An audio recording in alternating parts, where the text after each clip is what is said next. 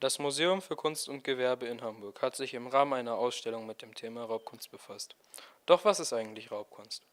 In Zeit des Nationalsozialismus hat der Staat Kunstwerke enteignet, die er verkaufen wollte, weil er Devisen brauchte. Oder die er aus den Museen entfernen wollte, weil er sie inhaltlich und formal nicht für geeignet fand. Und von Privatleuten haben sie Dinge genommen, um sich selbst zu bereichern. Die Opfer des Raubes waren vor allem Juden und als Juden Verfolgte. Zwischen 1933 und 1945 wurden schätzungsweise 600.000 Kunstobjekte entwendet. Bis zu 100.000 sind noch nicht an ihre rechtmäßigen Besitzer oder ihre Erben zurückgegeben worden. Gibt es auch im Museum für Kunst und Gewerbe verfolgungsbedingt entzogene Kunstobjekte? Das versuchen wir gerade zu erforschen.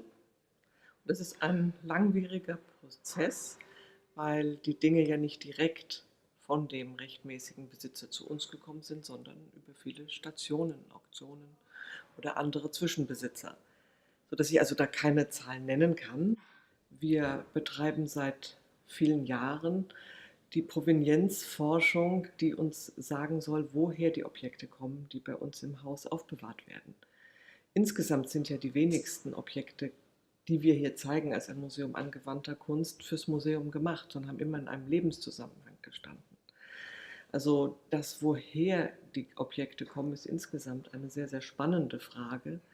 Aber jetzt in dem Zusammenhang, wo es darum geht, einmal geschehenes Unrecht wieder gut zu machen, zu versuchen, ist die Frage einfach, gehören uns die Dinge, die wir hier haben, oder gehören sie eigentlich jemand anderem, der sie weggenommen gekriegt hat? Wir haben 2013 uns überlegt, dass wir hier diese Ausstellung machen wollen, weil die Provenienzforschung, kann man sagen, ein sprödes Thema ist, was gerade auch immer so verknüpft ist mit Angst, Kunstgegenstände zu verlieren oder auch ja sehr forschungsaufwendig ist, wo man sehr viel recherchieren muss, wenn man Personen ermitteln will, wenn man Zusammenhänge ermitteln will, rausfinden will, ob die Dinge tatsächlich diejenigen sind, die eine Person verloren hat. Und das ist etwas, was sehr lange dauert. Und wir haben dann versucht, eben auch mit dieser besonderen Architektur, mit diesen teilweise verstellten Blicken, auch nochmal diese besondere Anforderung der Forschung sichtbar zu machen. Wir haben Objekte ausgestellt und wir haben aber auch Forschungsmaterialien mit ausgestellt. Die einzelnen Gegenstände, die recherchiert worden sind, sind hier ja benannt mit den Provenienzen in der Vitrine. Sie haben hier die Wandtexte, wo dann eben die jeweiligen Fall- und Verlustgeschichten auch beschrieben sind.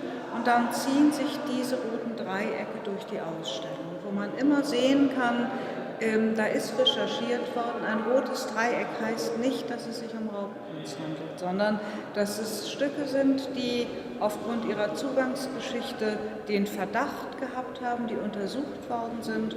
Und wenn es tatsächlich Raubkunst gewesen wäre, wären die Stücke nicht mehr hier im Haus. Wir haben ungeklärte Provenienzen, wir haben geleistete Wiedergutmachung wie im Fall Butke und wir haben viele Stücke, die einfach unbelastet sind.